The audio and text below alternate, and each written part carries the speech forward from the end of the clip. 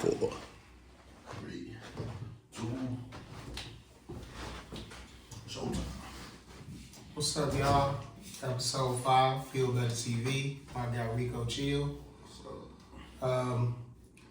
We trying to move along in different topics now, and one of the things that I think is being pushed in media and pop culture is phobias. Like everything get labeled with the phobia, which is the definition of it is an intense, irrational, and persistent fear of a specific object, situation, or activity that poses little or no actual danger. And with that said, basically it's a fear of something. And a lot of times we get labeled for things that we dislike or disagree with. Like me, I'm not a proponent of alternative lifestyles, be it homosexual, transsexual, or whatever. I'm big on straight life, hetero. So, that doesn't necessarily mean that I'm homophobic or transphobic or whatever phobic. I just mean I don't agree with it and I dislike it. And with that said, though, that's not to say that I can't stand to be around it or whatever, or it's a danger to my life where I don't want to be around it. And which I don't really want to be around it, but I would have no problem with somebody living that lifestyle, because the way I feel about it, the way I think of it is, what you do with your meat is your business. I'm not a meat watcher. I'm not a cock watcher. You know what I'm saying? I'm not a box watcher either. You do whatever you want with your specific organs. I just don't agree with it. Okay, so that was one of the phobias. We're gonna go down the list and touch on each one. We got a lot to go on this list. The first one, actually a couple of them with the homophobia and the transphobia. Yeah, I'm just saying we're gonna start from A to Z. So the first one is acrophobia, fear of heights. That's my legitimate fear. Like, I conquer it a lot though, because I do good on roller coasters. And mountains. I've never been on a mountain before, but I did trails on high places. But I'm legitimately scared of heights. And it all stems from as a shorty, across the street from the house that I was raised in, we had the bridge right there on Keeler, your spot. Before they did the construction on it, anytime you rode over that, the whole bridge shook. I remember. So, that put a little fear on me, heights and bridges. And it's funny too, because when we're going downtown, we do the river walks and stuff, and we walk across Chicago River or whatever. Yeah. Or going down Wacker, those bridges scare me too. It's because it's over water. Yeah. I know how to swim. With this acrophobia is actually valid fear for you. Yeah. On my opening statement about fear, when I was young, I was a fearless kid. I did a lot of things that caused me harm and danger because I thought I was invincible. So I found out I wasn't invincible when I got injured here and there. And then when I got older, I still felt a sense of invincibility, of no fear. So I always, how they say, put your foot in just one at a time? Nah, I jumped in, no problem. And I just suffered the consequences. So to this day, when I was a teenager, I had a fear.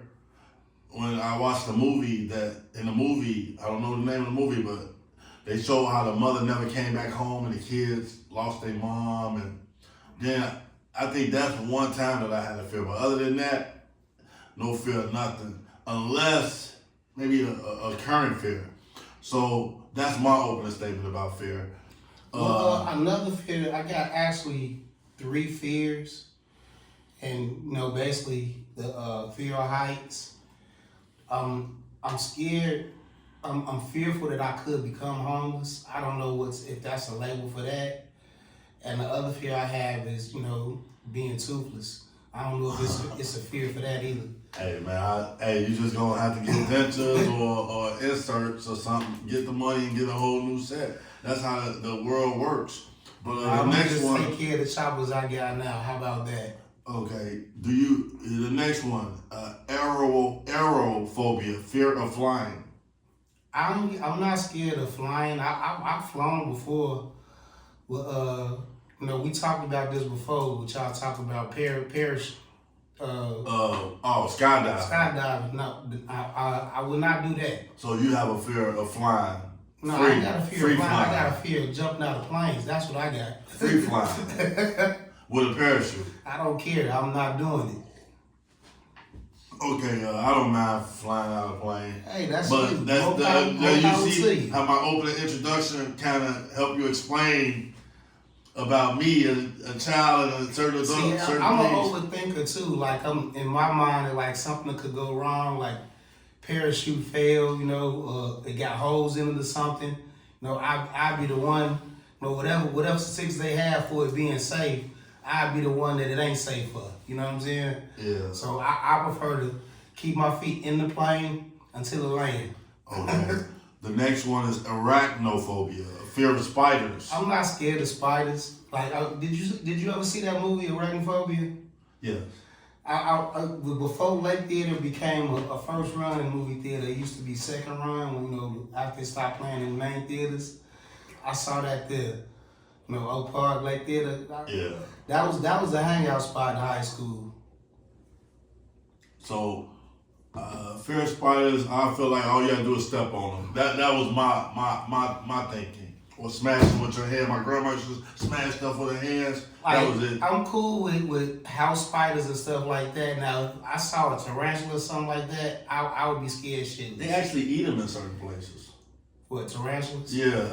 Good for them. Angelina Jolie, she's eating spiders. And it's funny too, because like this go towards... I think I saw it on TV where she ate an actual spider. Now, I'm not scared of cuisine. Like, my palate is open. Stuff like that, yeah. Okay. Like, I wouldn't mind trying new... that's one of the things that I do for myself. Like, I take myself out to eat, and I like trying new stuff. You know what I'm saying? Yeah. You never know what you like until you taste it. Okay. So the next one we're gonna go to is astrophobia, fear of thunder and lightning. That don't bother me. Like it scares me sometimes when it comes suddenly, but not to the point where I can't operate. I got a story about that. I was actually in a mountain while it was a storm inside the cloud, and you actually could see lightnings go right in front of your face. And I had my tent on the top of a mountain. That's dope. And I did not want to lie, first of all, because they said if you lie, you get hit by thunder. Right. And then the next thing was just, okay, God, if it's meant for me to go, I'm going to go. But then they say lightning can hit you and you still live. So you just be a little burned up, you know what I mean? You're a little burned up. So this is a tricky one because I did start praying. Because you can talk about what you ain't scared of until they come right in your face. Right. So at that moment, when the cloud is inside the mountain, and the mountain's so high, it's above the cloud, and you're actually in the cloud, and you see lightning bolts right in front of your face, you kind of think a little different. Your mind is like, wait a minute. I'm not looking up. I'm looking right in front of me. It's a lightning bolt that hit me right. So now it's like, okay. If I leave the mountain, I can get hit while I'm leaving. So I just stay put, relax, no stressing. If it's your time, it's your time. It was like a stoic perspective and ideology on that. But I said, next time I see clouds in the mountain like that, don't go. Don't put yourself in a situation where you got to be having a stoic mindset. So. That was my experience with the lightning in the mountain with you a world traveler, E, so you know what I'm saying? Astrophobia. So that a lot of people probably won't have that type of story. But the next one is this one. Have you ever had claustrophobia, fear of confined spaces? Nah, I'm not really concerned with that. The only thing is more like the the next Friday situation. No locked doors. But you know, MRIs is something that make you feel confined. I've had a few of those. How did you feel in the MRI? Because I don't have claustrophobia, it didn't bother me. But I have arthritis too, so being confined like that is uncomfortable. So in that situation, right? I wasn't claustrophobic, but I felt an edge, and I calmed myself down. Well, before it got to fear. Because fear means you like, let me out of here, I gotta get out of here, I can't hold still, you know? And I can understand where that comes from, especially if you had some type of traumatic experience in a confined space. So that could be something that could damage you through life. Yeah. And that goes towards some fictional stuff, because like I'm big into sci-fi and comic books and whatnot. You know, Storm from the X-Men, she claustrophobic. Okay. So I think when she was a child, she wound up, her backstory and whatnot, she wound up getting locked in, and I think she was buried alive or something like that. So that's not something that you is, but you know Storm is. So the fictional characters, I don't know. Also, when I'm fixing on, I'll be fixing equipment out of at the job site. Sometimes I can get in a spot and be like, you know what, this is too tight. I don't want to get stuck. I've seen guys actually get stuck in tight spaces. So I said, okay, I'm not going to go too far in where I can't get out and push myself out. So I think the thing about fear is understanding what's your next move in the situation before the fear hits, containing it, and having an upper hand over it. Now, if you don't have an upper hand over it, then it can turn into something else. Right. So the next one is a xenophobia, fear of dogs. Well, I'm not scared of dogs per se. I'm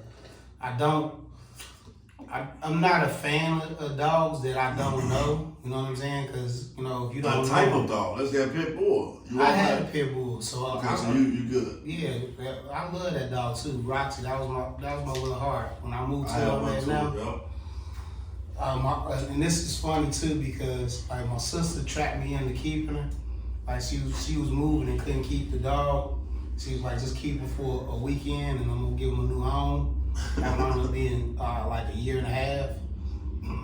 Man. And I would have kept the dog too, but this goes into when the world shut down for COVID and I started getting into my entrepreneurship. I was basically working pretty much all day, so I couldn't take care of the dog anymore. You know, I wasn't at home to walk her and feed her, so I had to give her up. Yeah. So me, I had a pit bull. I'm real friendly with dogs, so you know, usually the dog can sense if you fear them. So my edge is making sure the dog know I ain't scared of it. So that's the upper hand over that fear. That's a way to conquer a lot of fear, is to have an upper hand over it. The next one is emetophobia, fear of vomiting. Well, when you drink a lot, right. and you got to get home, and you in that car ride is like, okay, make sure this door is either open or the window is down. Right.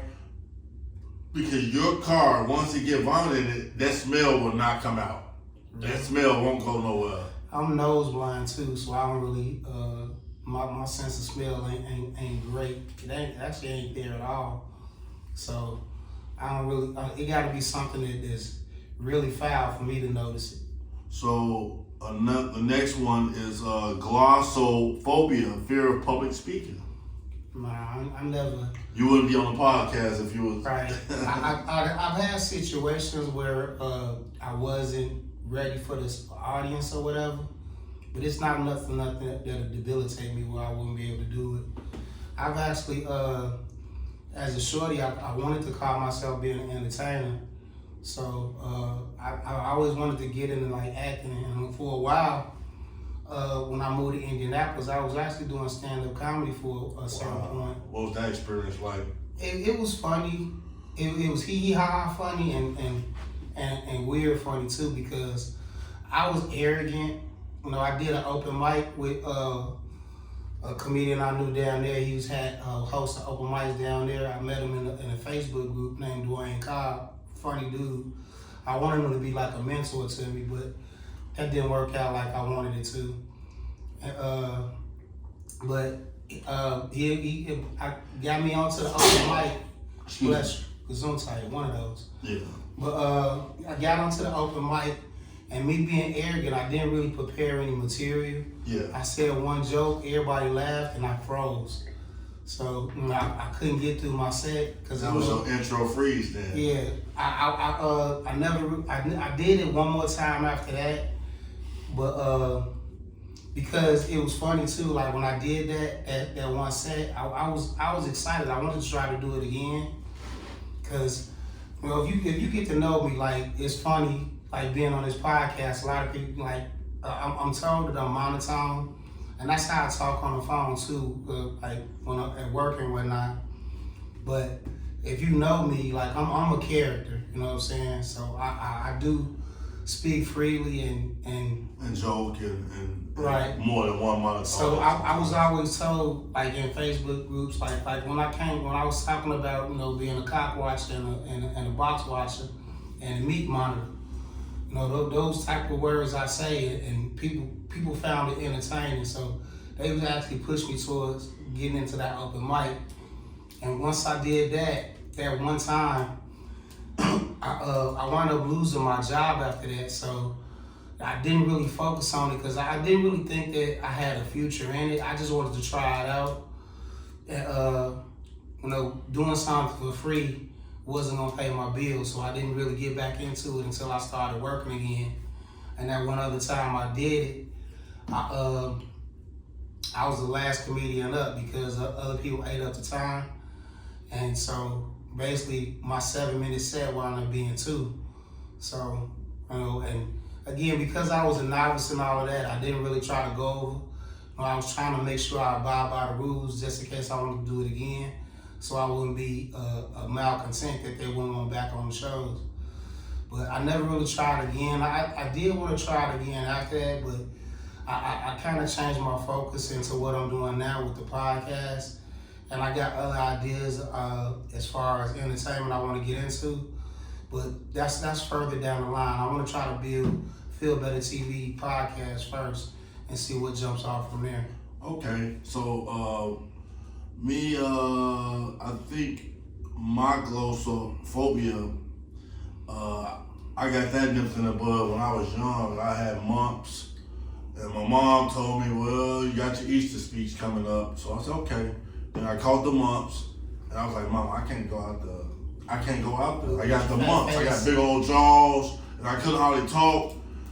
And she was like, well, you still said you was gonna do it, so you gotta do it. So she held me to it, even though I had mumps. I had to do my Easter speech, and then I went out there, and I did it. So I was like, okay, I guess that boosted me, and it gave me an upper hand on public speaking, even when I didn't feel like speaking. This is a side note. We can get back into it now because when you talking about the mumps, because like I never had the mumps. I never had none of those little kid diseases like measles and chicken pox.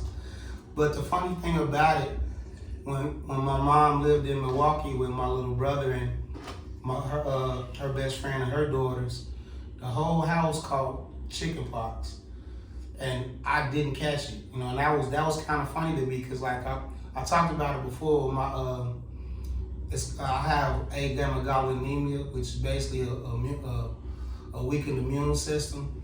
So it was surprising to me that like everybody in the house caught chicken pox except me. Well, they say even with sickle cell, certain diseases protect you from other diseases. In certain regions, there's certain diseases that protect you from other things that might come up. And that's another thing about it too, because like now with all these different vaccinations and whatnot going around, I was always exempt from that when school started. Everybody had to get their flu shots and whatnot. I was always exempt from that. And the funny thing about it now, like my immune system is not the greatest at present, but they still trying to push me into taking those vaccinations. Yeah, a lot of which don't make a lot of sense to me because if my immune system is already weakened, I never took them before. Yeah. Why would I start doing it now? Yeah. So that's just my my thoughts on it. Like I don't have feelings one way or the other towards anybody else doing vaccinations. It's just not for me. So the next one is hemophobia, fear of blood. Nah. I mean, it depends on how much blood. If it's a lot of blood pushing out, you can get scared that something tragic gonna happen. This is another, cause like I got a lot of weird stories, like goofy stuff always happening to me. I was on my lunch break at work one day, and there was a park across the street from our job, so I usually walk around the park as a little bit of exercise on my lunch break. And while I'm walking, this lady walking a whole bunch of dogs, she let this pit bull loose and he chewed on my leg. And I tried to sue the lady, but I don't know if it was her dog or she was a dog walker, but it never worked out. That's beside the point. But I wound up having to get like 11 stitches in my leg. I still got a scar in there now. And I had to take like 3 weeks off of work to let it heal. Yeah. That first night, because I didn't sleep in my bed, which I'm glad I didn't. I just laid the pallet out on the floor. But when I woke up that morning, because they had to stitch it loosely just in case if it was infection because it was a dog bite. Man, it looked like a murder scene, bro. I was First 24? Man, First it was 48? like you know what I'm saying? Like the show Dexter, blood splatter everywhere, bro. Man. But it really had me feeling some type of way, because it was funny too, because even with it being stitched up, it would still leak. Like it would leak all over the place. Like I would have to be careful washing it and all of that type of stuff. But you wasn't scared. So you like a vampire. I guess. You don't mind blood, you know? I guess. Okay, so other than that, the next one is mesophobia, fear of germs or dirt. I can get that too, especially like now with everybody doing having COVID and whatnot. Yeah. And I remember one of my first skits or whatever that I did once I started my podcast. I shot a little promo with Enormous J. Okay. He never got me the promo too. You owe me, bro. But anyway, it was basically wash your hands. You know what I'm saying? That was the promo.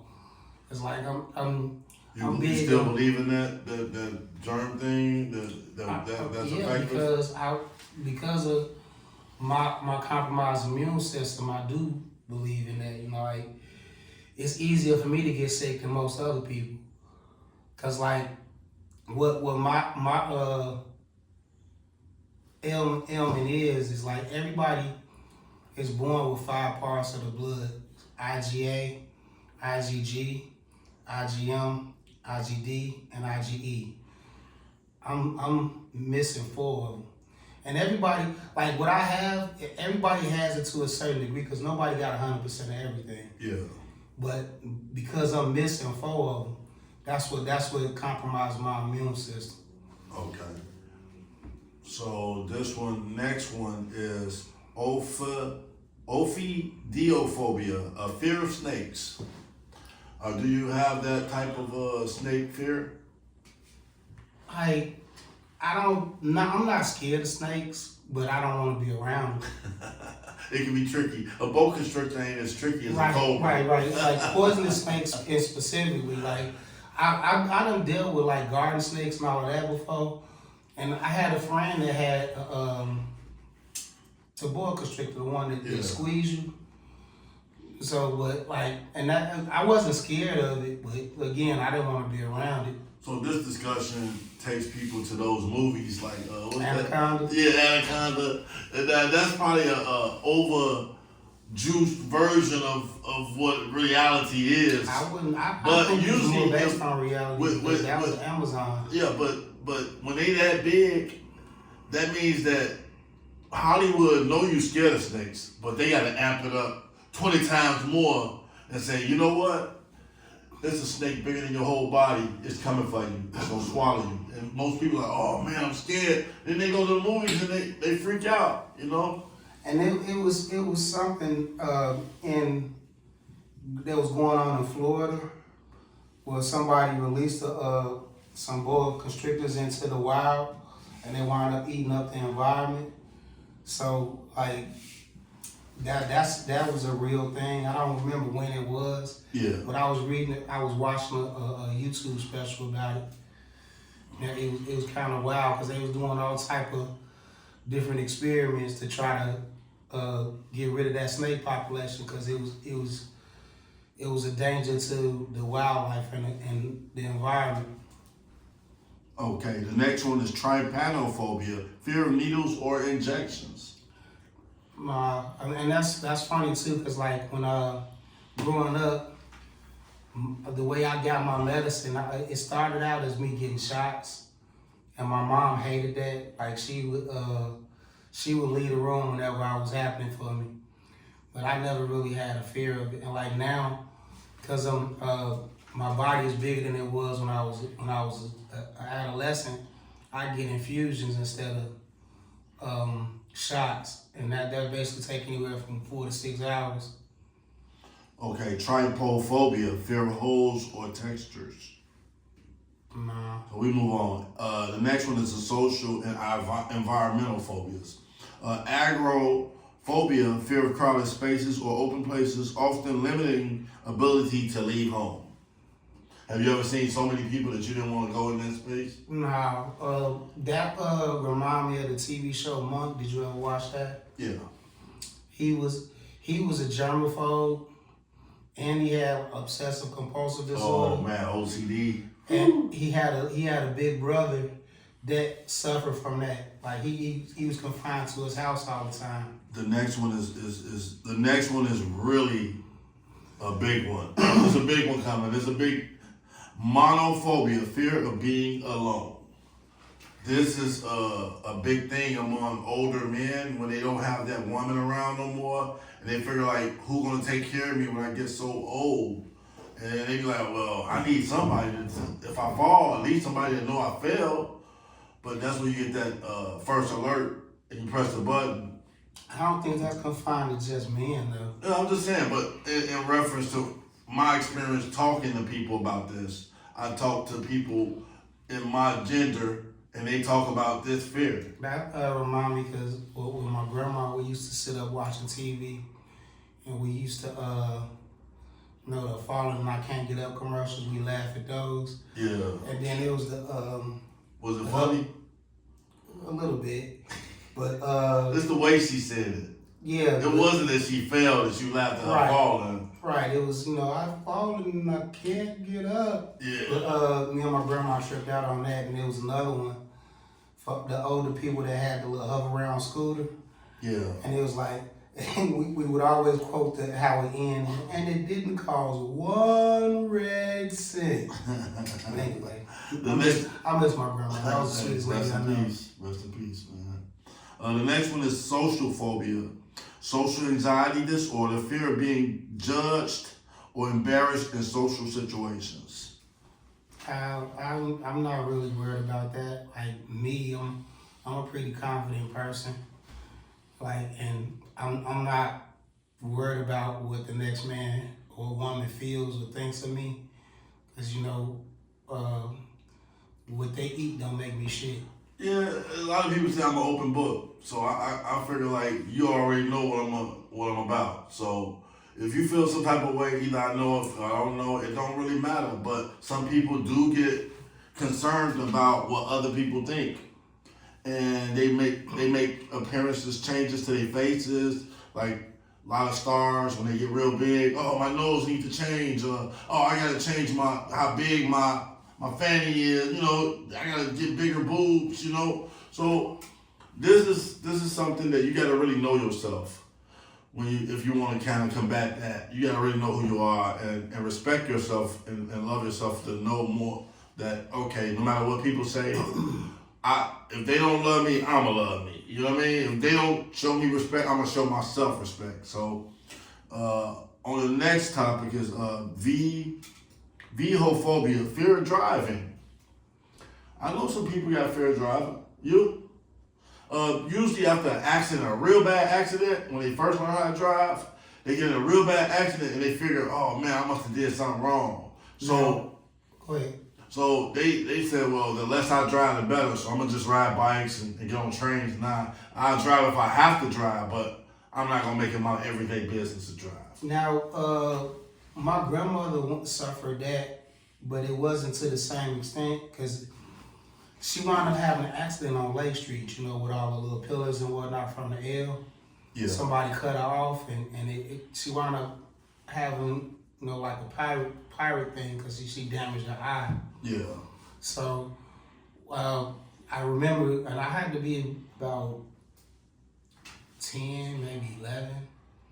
And she didn't like riding down Lake Street no more after that. But, you know, she still drove. She just didn't want to go down Lake Street anymore. Yeah.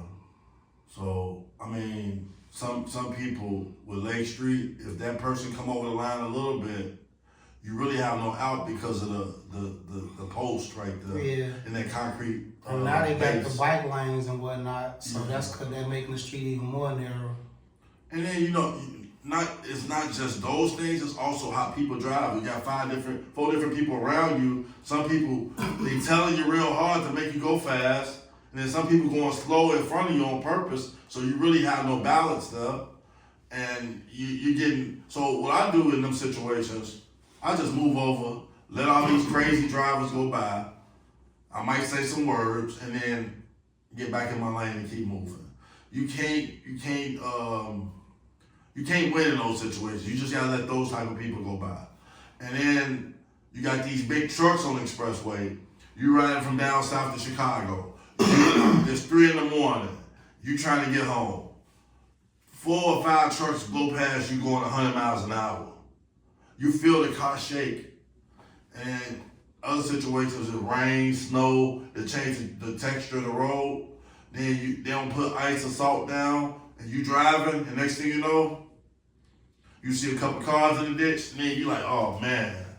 That remind me of moving away from Chicago, cause like I have a deep respect for the Department of Transportation here, Illinois Department of Transportation, cause when I lived in Michigan and Indiana, when it snowed, and they get the same weather that we get here, their streets and sanitation is horrible. They dropping sand out, or they not doing nothing.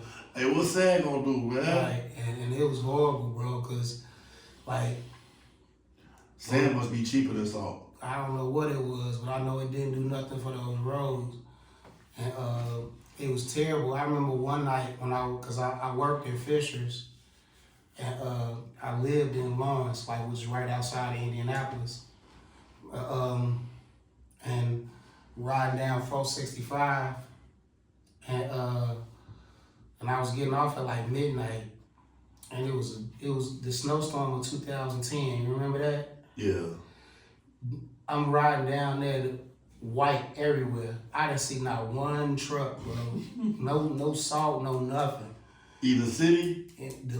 The city, the suburbs, and expressways. None of that, man. It was horrible. Like I was wondering how do they get by like this? Cause like that made me respect streets and sanitation in Chicago a whole lot more. Hey, I say don't stop. When it's time, snow everywhere, people still going to work no matter what.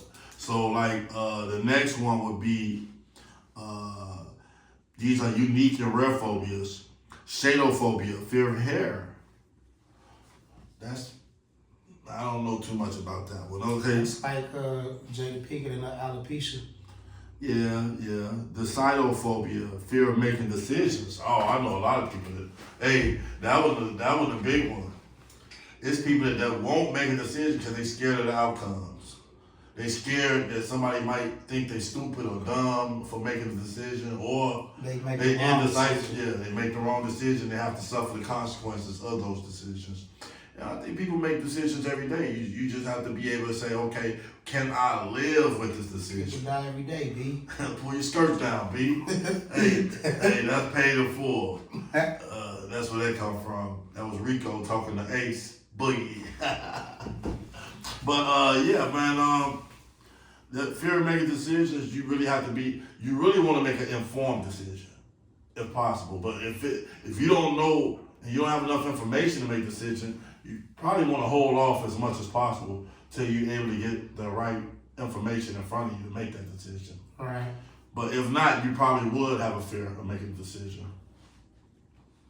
The next one is an isotrophobia. Isotrophobia, fear of mirrors. You listen to a whole lot of weird phobias, bro. Yeah, man, it's all types. But we're not gonna talk about the one in America with the truth phobia. That's a big one. And they got one. You sound like the president of social networks. Okay, this is a big one. Ergophobia, fear of work. I know a lot of people. Okay, what would be the reasons why they fear work? I would call it laziness. Well, why would they be lazy? They need to eat.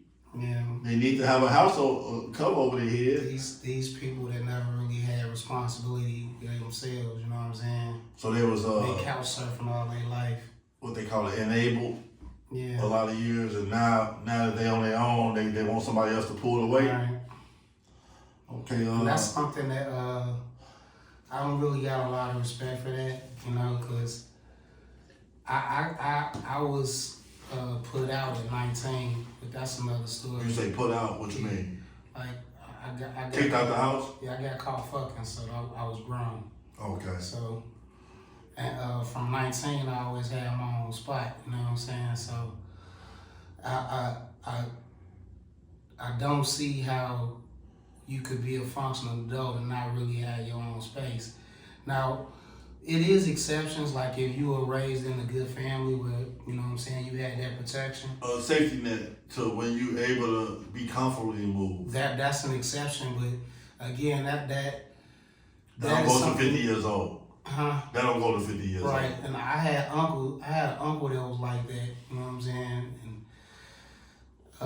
I just didn't understand that. He did have points when he had his own spot, but it was few and far between. The stoic position is you don't work, you don't eat. Right, exactly. So if you like to eat, you must like to work, you know? And see, my thing about it was like, because, you know, I got involved in, you know, grown folks' activities, I needed to have my own spot to, you know what I'm saying, do the horizontal mambo, you know what I'm saying? Correct. You want to be able to have your own privacy and do whatever you want to do inside the four walls that people do at 2 or 3 in the morning. Right, exactly. Okay. So the next one would be componophobia, fear of buttons. I don't see nothing really major in that to pull out. Is it buttons or buttons? Buttons. Benjamin Button, maybe. I don't know.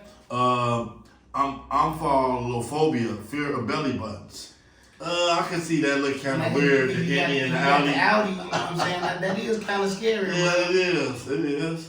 But that's something that, you know, people got to figure it out. Phasmophobia, fear of ghost.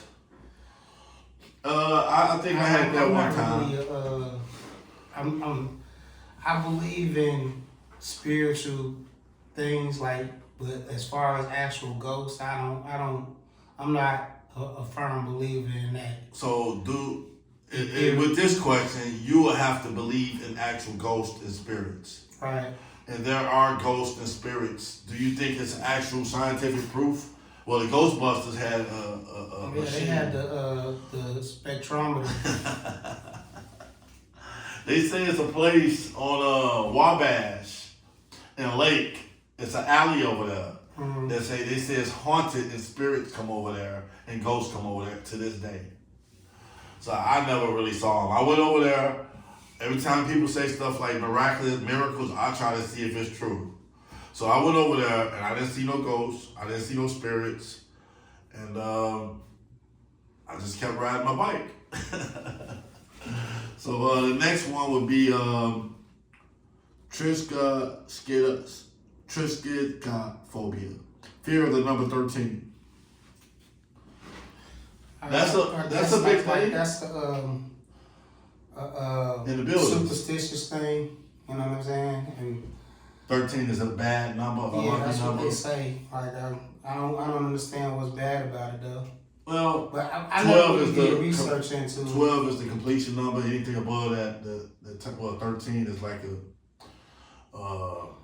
I don't know how I play with that, but I know in the buildings, in the old buildings, some floors don't have a 13th floor. Yeah, so you got superstition. Yeah, so it must be something to it. You actually going to the 13th floor, but it was the 14th floor. Yeah.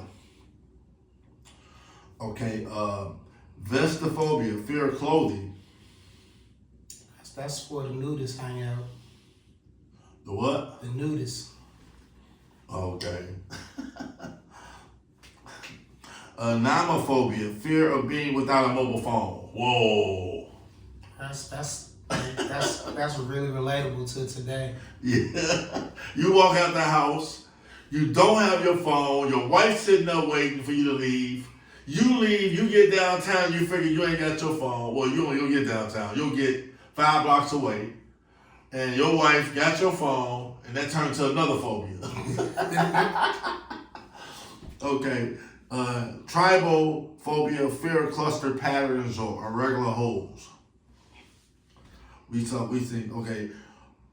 Paganophobia, fear of beards. Beard? Beards. Well, I don't have that problem. Well, as far as beards, like I got like 18 separate hairs that grow into what I call a mustache and a goatee. No, I got patches. I ain't got an actual beard. Okay. The next one is this is a real one that you know about this one. You've seen it with your own eyes. It's ablutophobia, fear of bathing or cleaning. I don't know nobody that's suffering from that. Have you ever been in a confined space where people ain't got access to soap and you see that they got soap and they still don't wash up? No. But it is funny too, like the new trend going on around on social media is how Caucasoids don't use towels. Well, in London, back in the day, the fall of London. You seeing people in America saying that they don't use towels. You know, like they're, and I done seen posts with women saying that they only shower once a week, or like, your pH is really off. Well, a hydrophobia, fear of water. Now, a big body of water. Yeah, I could get that, because until I learned how to swim, you know, I had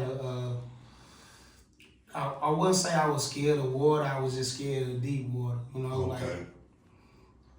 Like more like scared of drowning than scared of the water. You know what I'm saying? Okay. So melissophobia, fear of bees. That's common. I'm not scared of bees. I don't want to be around them though, but I'm not scared of them. Basophobia, fear of falling. And it's funny too. Like I don't have a fear of falling, but I have had that sleep where I'm falling and I wake up. You know what I'm saying? You know, like Get Out. Something like that. Yeah. Where, you know, I don't think I ever fell out the bed either though. Okay. So pyrophobia, fear of fire. Nah. I was a little pyromaniac myself, so I wasn't scared of it. Okay. Algophobia, fear of pain. I mean, I don't want pain, but I'm not scared of it. Okay. Stygophobia, fear of hell. I don't believe in hell. Okay, well, that's cool. Dendrophobia, fear of trees. I hug trees. Oh, you're a tree hugger? Yeah.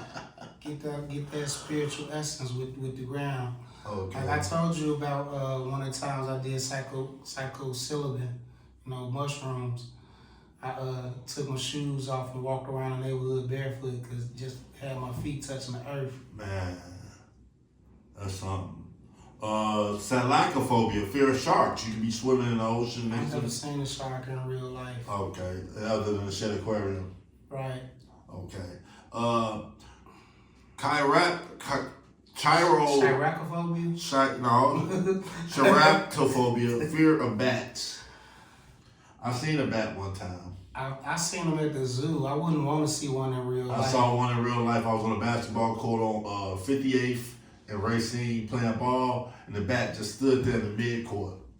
I'm like, man, you got a message or something for me? Yeah. Like, is this Batman? I'm finna turn to Batman or something? Microphobia, fear of long waits. Long waits. Yeah. So they can't go to the DMV. Or any department of government building. They can't go to all Cook the County. save a lot. Cook County back in the day, 14-hour minimum wait. Right. Erythrophobia, fear of blushing. That's when people cover their face, you know. Let's see. Herpetophobia, fear of reptiles. Thanatophobia, fear of death or dying. And see, and like when I was bringing this up, because like we getting a little off what I was actually talking about with naming all the different phobias. Yeah. I was just talking about the main phobias being pushed in the media. Oh, so yes, I don't know what that's called. That's a phobia. Watching the news. I don't think it's yeah, probably, but because like with people listing the Islamophobia, xenophobia, and transphobia, homophobia, I don't think that they're using the term. I don't think they're using the term correctly. They're just trying to foment fear, which is basically pushing a different narrative. It's mostly people just not agreeing with those different lifestyles. This is a question though. Do you fear dying or do you fear death? This is something people concern themselves about.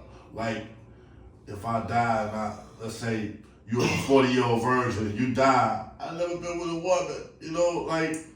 I don't fear death. Like it's things that I want to accomplish, but if I don't get to do it, I'm not. I lived a pretty full life, you know what I'm saying? Okay, this is gonna be 2 more left, and we be done, and we can wrap up on the closing statements. The first one out of it is taphophobia, fear of being buried alive. That's what caused Storm to have claustrophobia. Man, okay. So the last one is a big one. This is a big one. Philophobia, fear of falling in love or emotional attachment. Now, do you have that fear? It's a valid fear. It is, especially in today's world with everything being microwave and people, you know what I'm saying? I want my money and I want it now. You know what I'm saying? I mean, think about it. Falling in love, I think the term falling in love is really a real bad view of love. Why can't you rise in love? Why can't you stand up Go deep in love? So falling in love is already showing that you finna hit the ground, man. And then emotional attachment, when you talk about emotions can be anything every day. So you roller coastering. You roller coastering through life. You dealing with the ups and downs of this emotion thing. Emotion can change at any time. So if you hooked on somebody emotionally, when they tell you that they don't like you or they're upset or they got a problem, then now your emotions are affected. So I think that's a valid fear. A lot of the fears we explained. I think that one is, the philophobia is a real, and philo is Greek for love. And you got, agape is love too. It's different versions of love. That sounds like my name. My name is Love. Yeah. All right. He had an album called Love, right? Right. He called himself Love Combs too.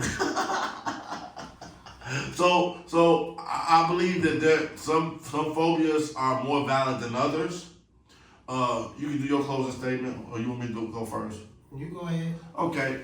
Phobias, I think when we talked about all these issues, you can see some that make sense, some that might not make sense. But overall, I think certain fears you should conquer so you can live better. If you constantly live in fear, that means you're not living. You're dodging life. You're hiding. So if you wanna have a great life and a more fulfilled life, you probably have to conquer a lot of fears. And that's why I don't mind doing a skydive or going to tall mountain or. Hey, bro, I'm not scared of skydiving. I just don't want to do it. Okay, so for some people, they're not scared and they just don't want to do it. But for some others, they actually scared to fall in the sky. So do the free fall. So again, the closing statement would be to whenever I have fears, I would reason with myself and say, okay, I want to be above this. So I don't want to let it get to the point where I can't do something. So again, you want to contain that fear and conquer it. And that's my closing statement. Always contain your fears and try to conquer it. And piggybacking off of that, because like I said, I had three main fears in my life. And one is the fear of heights, which I always managed to overcome that. I fear bridges, I overcome that. And, my fear of homelessness. You know, what was the scared to work thing? I don't have that fear because ergophobia. Right, I don't have that fear because, you know, I know to sustain myself, I can't depend on nobody but me, and that's what's gonna prevent that one fear from becoming apparent. And also my fear of being toothless. You know, I see my dentist and I take care of my choppers. So in terms of the community, I think a fear should be to move forward. We should no longer fear stagnation. We should keep trying to move forward. At the same time, though, I do want the media and other people to use the term correctly when you referencing the different phobias like xenophobia, transphobia, homophobia. Yeah, xenophobia is pretty much hatred against another race. Xenophobia may have some valid context, but to the point where people don't want immigrants around and things like that, which is baseless in itself because this country is full of immigrants. It's built on immigration. There's only certain people that were here when it was the country was originally founded. Well, not founded, but you know, using another term, stolen. But so the xenophobia is the replacement theory that they have going on. Those are phobias put out to foment more fear and discord and dislike in different communities. Because again, I don't agree with alternative lifestyles. I'm gonna stick to that, but I'm not scared of them. You know what I'm saying? They can do what they want with what they want, how they want. It just don't involve me. Okay, so you finished on that? Yeah, Feel Better TV. You know, thank you for being a part of this podcast. Like, subscribe, share, comment, and let me know how you feel about the different topics that we're bringing up. You know, see y'all again later this week for episode 6. Feel Better TV, Rico Chill. Yep, shooting the breeze, man. All right, peace out. Kickin the bobos. All good.